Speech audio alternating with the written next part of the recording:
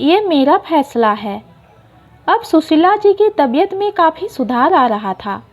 रागिनी और संजय को सुशीला जी की तबीयत में सुधार होता हुआ देखकर कुछ खास खुशी नहीं हुई थी, क्योंकि पिछली बार जब वो सुशीला जी को देखने आए थे तब वो अपने स्पाइन के दर्द से इतनी पीड़ित थी कि बिस्तर से उठ ही नहीं पा रही थी। तब से तो अब काफ़ी सुधार आ गया था। पिताजी, क्या हम पिछली सारी बातें, सारा मनमुटाव भूलकर फिर से पहले की तरह एक साथ नहीं रह सकते? संजय ने चेहरे को यथासंभव करुणा से ओतप्रोत बनाकर उन्हें मनाने की कोशिश करते हुए पूछा।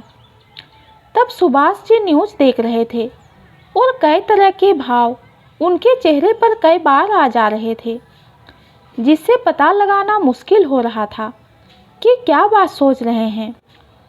एक तरह से सुशीला जी कृतव्यव्यूढ़ की स्थिति में थी, क्योंकि इस स्थिति के लिए कोई तैयार नहीं था।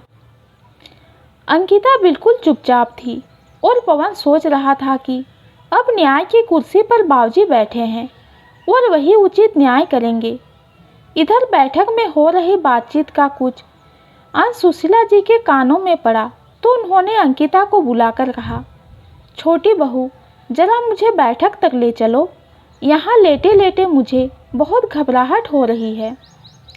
कहीं तुम्हारे बाबूजी हमारे बारे में उन्हें कहीं उल्टा सीधा ना बोल दे। अंकिता अपने हाथ में पकड़े हुए ट्रे को टेबल पर रखकर अम्मा जी को सहारा देने आ ही रही थी कि तभी उसे लगभग ठेलते हुए रागिनी आगे आई और अम्मा जी को सहारा देकर व्हील चेयर पर बैठाने ही लगी थी कि अम्मा जी ने बड़ी ही सख्ती से उसका हाथ झटक दिया और अंकिता से कहा, छोटी बहू, सुना नहीं तुमने? मुझे बैठक तक पहुंचा दो बहू। बड़ी बहू को अंदाज़ा नहीं है कि कब कहाँ किसको कितना सहारा देना है और कब बेसहारा छोड़ना है। सास की बातों में छुपे हुए व्यंग और दर्द को अंकिता भी समझ रही थी और रागिनी भी। फर्क कितना था कि अंकिता उस तीखे व्यंग भरी बातों में भी छुपे हुए दर्द को महसूस कर रही थी और रागिनी सोच रही थी कि इस व्यंग भरी बातों का जवाब किस तरह दिया जाए। बैठक में जब सुशीला जी आई तब तक बाप बेटे में बातें चल रही थी और दोनों के चेहरे तने हुए थे। सुशीला जी को बैठक में आता हुआ देखकर संजय ने पैतरा बदला और आवाज़ में भरकस मुलायमती लाकर बोला, अम्मा देखो ना, बाबूजी अभी तक मुझे गलत समझ रहे हैं, जबकि मैं और रागिनी अब आपकी सेवा करना चाहते हैं। आप बाबूजी को समझाओ ना। देखो बेटा, मैं पिछली बात दोहराना नहीं चाहती और ना ही किसी को दोष देना चाहती हूँ। मैं बस इतना चाहती हूँ कि जब मुझे और तुम्हारे बाबूजी को सबसे ज़्यादा सहारे की ज़रूरत थी तब तुम दोनों घर छोड़कर चले गए थे। उस समय यही छोटू और छोटी बहू अपना सारा सुख त्याग करके यहाँ आ गए थे और आज मैं उनकी सेवा से ही स्वस्थ हो रही हूँ। सुशीला जी की बातों में दम था। सो संजय और रागिनी आगे और कहते भी क्या, फिर भी इस घर पर अधिकार जमाने की उनकी कोशिश जारी थी। संजय और रागिनी तरह तरह के तर्क से और अपनी मजबूरी बताकर यहाँ जताने की कोशिश कर रहे थे कि वह दोनों अपने माता पिता का भला चाहते हैं और माता पिता को भी अपने हर संतान को बराबर देखना चाहिए और सही न्याय करना चाहिए। यह नहीं कि सारी संपत्ति का वारिस छोटे बेटे को बना दो और सारे गहने जेवर छोटी बहू को दे दो और बड़ा बेटा बेघर हो जाए और इस घर की बड़ी बहू अपने सास ससुर के आशीर्वाद से वंचित हो जाए। जबकि शब्दों के सुंदर समायोजन और शब्दों के जाल में उलझे हुए उन बातों का मंतव्य सुभाष जी भी समझ रहे थे और सुशीला जी भी समझ रही थी। इसीलिए इस पूरी बहस को पूर्णविराम देने के लिए सुशीला जी ने कठोर शब्दों में अपना निर्णय सुना दिया।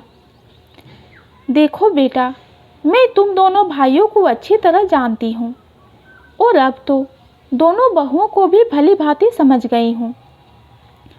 यह नहीं होगा कि तुम दोनों घर और माता पिता की जिम्मेदारी से फारिग होकर बाहर जिंदगी के सारे मजे लो, और अब जब हमारी चला चली की बेला है तो आकर इस घर पर भी अपना अधिकार जताओ। ऐसा नहीं होगा। पर माँ जी, हम अब आपकी सेवा करना तो चाहते हैं ना, तो अब पास सही सही फैसला कीजिए ना।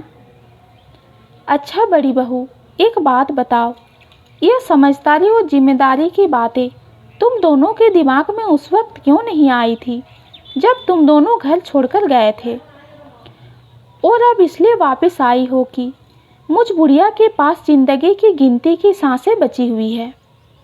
सोच रहे होंगे कि अम्मा तो अब चली भगवान के पास, और बाबूजी को तो आगे पेंशन मिलेगा ही।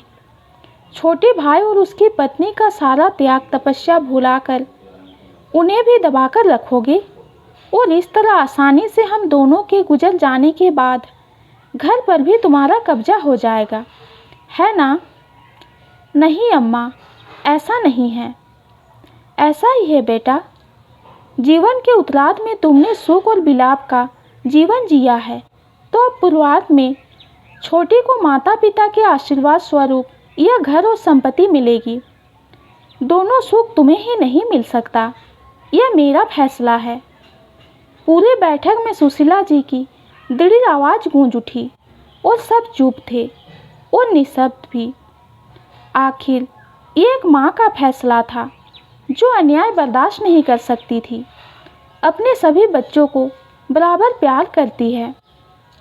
ये छोटी सी कहानी आपको कैसी लगी कमेंट में ज़रूर बताइए। कहानी पसंद आती है तो चैनल को लाइक और सब्सक्राइब कीजिए। कहानी सुनने के लिए आपका बहुत बहुत धन्यवाद।